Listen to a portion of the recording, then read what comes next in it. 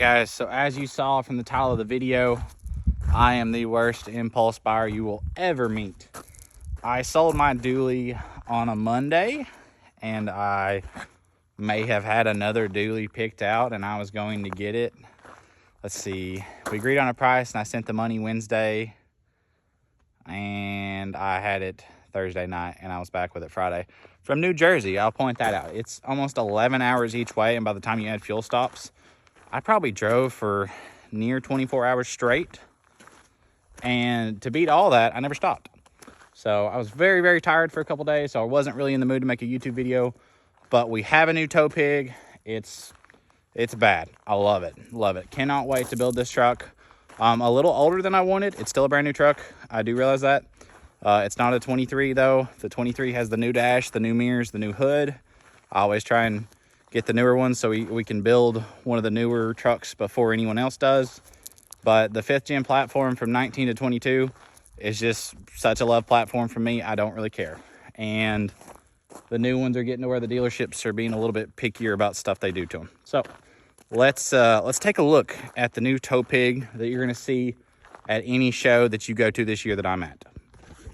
Guys, so this is going to be the tow pig and the heart of the company. So let's start at the front and kind of go over everything.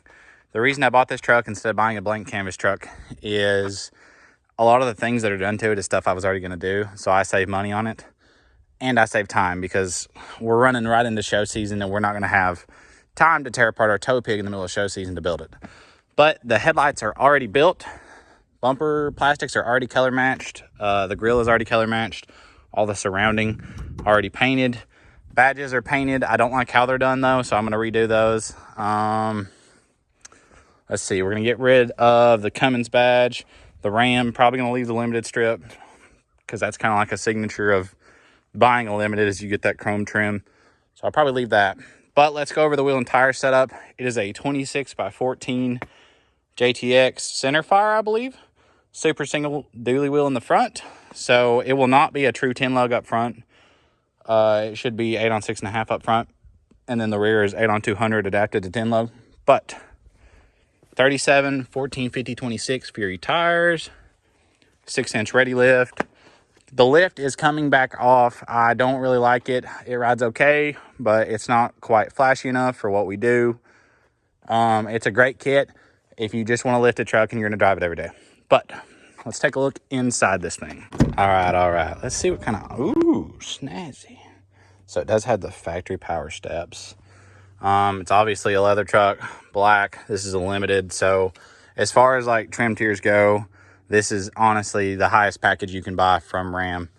And this truck has every option. Whoever ordered it ordered every single option. So thank them for that.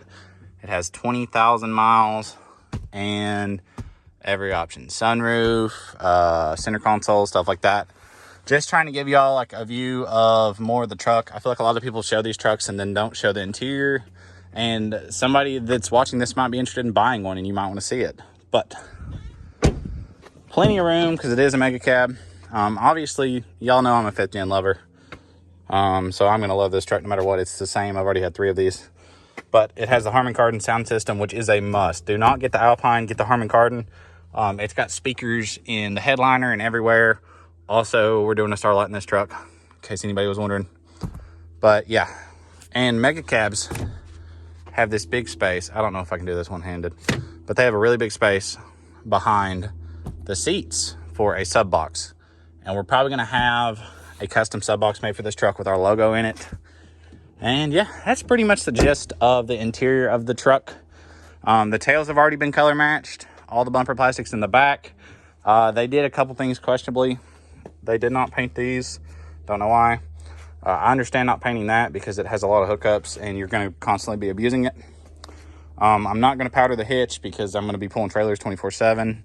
But we might paint this lower trim piece. I have not decided yet. And I would really love to shave the tailgate like we did on the single cab. But it is expensive and that means I have to run around with no tailgate. So we'll see. We're going to get into show season this year. Start painting a little bit more on it. Changing the lights, adding more rock lights. Getting the new lift on from Stryker. I've already talked to him about it. And yeah, the taillights look great at night. They did a good job on the taillights. I like them. Let's see. Oh yeah, so these Rams, all of them have the assisted tailgate now. And this one actually had the fifth wheel hitch option, so we will be leaving it in. No reason not to at the point that it's already in there. But yeah, I got a new neck for my gooseneck to convert it to fifth wheel, and I'm kind of excited to try the fifth wheel instead of a gooseneck ball. As far as hooking up goes, should be a lot easier. You just kind of back into it. But all the cameras work on this truck. Where we had the flatbed on the other one, a lot of the cameras didn't work. So it'll be easy to hook up to a trailer again because all my cameras are working. And there's a camera right there on that third brake light. So that's pretty much it. It already had a bed liner. These lights are factory. This one's red. This one's amber. We're going to take this one apart and put a white LED in it because I am really weird about amber lights. I do not like them. And we're probably going to paint them both. And then we're going to leave the red back here just for legal purposes. But yeah, love the truck. It actually rides better than you'd think it would. Not great at about 80, but that's the thing with these big dualies, and especially the Rams. I'm a Ram lover. They don't ride good. I've had big Fords that rode great. Rams do not ride good. That's just end of story. If you have one, you know this, especially once you put wide wheels on them. But hope y'all enjoy this short segment. Just kind of wanted to show everyone the new tow pig. I'm pretty excited about the build. I'm excited to modify it more, but it's really nice buying a truck that already has some modifications because it already looks cool and I can go ahead and drive it. I do not like driving stock vehicles. I will for a while, and then I just get my normal itch and I start modifying them. But thank y'all for watching. All right, guys, I wanted to add this into the end of the video. We've got some products we're gonna be releasing from our fabrication side of the shop to give y'all some, I guess you call it bling for your engine bay. On a Cummins mostly, but we'll work on Duramax stuff eventually. I was gonna get Bubba in this, but he ran away. So I don't know where he went. I think he's outside. But let's take a look at the new products. Super happy with the quality and how they turned out. So let's look at them. We'll start off with these. This is a 4th and 5th gen fuse box, and this is our cover plate. Now, this will have 2 layers. So there'll be a bottom layer and a top layer for your overlays. And the bottom layer will be mild steel no matter what, and the top layer will have it in stainless and steel. So you can get a stainless top plate for this one. Now, Now, this is actually a 3rd gen TIPM / fuse box cover. So these will also have the ability to be stainless on top, steel on top, and then the bottom plate is going to be steel on all of them. But they can be raw or powder coated when we ship them. And then, so this is a factory 5th gen hood brace. I don't know if you call it what would you call that, Bubba? A fender brace? Yeah, I don't really know the purpose of it. There's not really one, but check out these little FPs we got. Grab one so y'all can get an image. So here is the new braces we have designed. You saw the stock ones over there. They're just some little flat bars. And this is a fabricated CNC cut laser support brace with a FP faceplate. So it comes with driver and passenger side. This will also be available in stainless, but the bottom will be steel no matter what, and you'll powder coat it. But yeah, probably the easiest mod you'll do to your 5th gen engine bay because it's literally 2 bolts. But these fit great. This is the prototype, and we're not even gonna mess with it because it fit that good. So yeah, so this is a bone stock truck. I wanna point that out. And it even clears all the factory intakes, coolant tanks, wiring harnesses, everything.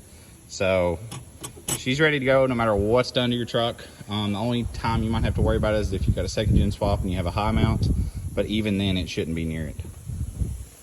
But yeah, let's take a look at the other side real quick. I am not tall enough for this one. Our other dually was a little shorter. Gonna have our stool. There's your passenger side one now, or driver side, sorry. This one's actually my favorite because you can kind of see it a little better. But there's our faceplate. Yeah, so you could powder this. I mean, if you use 2 colors on your truck, like white and blue or whatever, you can powder one color, one the other, and you can accent them, and then you just rivet this top plate on. And no vibration, nothing like that out of it. So yeah, clean and easy install. All right, Bubba, tell the people bye. Come on.